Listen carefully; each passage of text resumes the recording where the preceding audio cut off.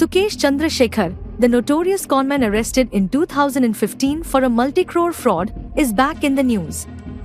This time, he is appealing to Union Finance Minister Nirmala Sitharaman to include his overseas income of 7,640 crore rupees for 2024 under India's tax scheme. Alongside his ongoing legal troubles, Sukesh has also been linked to Bollywood actress Jacqueline Fernandez, who is facing her own controversies related to the case. In a letter to Finance Minister Nirmala Sitharaman, Sukesh revealed his overseas income, which comes from his businesses LS Holdings International and Speed Gaming Corporation. These companies, registered in Nevada and the British Virgin Islands, operate in the online and offline gaming and betting sectors.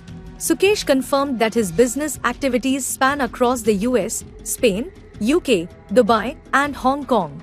Chandrasekhar stated that he is ready to resolve any pending tax issues related to his income in India. He expressed his willingness to pay taxes on his overseas earnings in India, in accordance with the country's tax laws. In his letter, he stated, "I want to contribute to India's development by paying taxes on my overseas income and investing it in the country."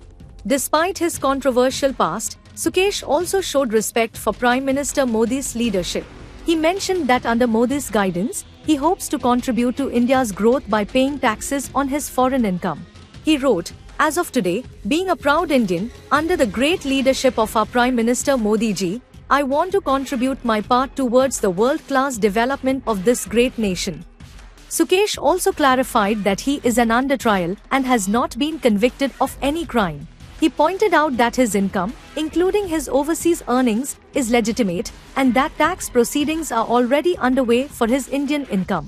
He emphasized that his financial activities are legal and that he has not been convicted of any charges. Sukesh Chandrasekhar's request to pay taxes on his overseas income is surprising, given his criminal past. Whether or not this appeal will be accepted remains to be seen. The case is still unfolding, and we'll keep you updated with any new developments.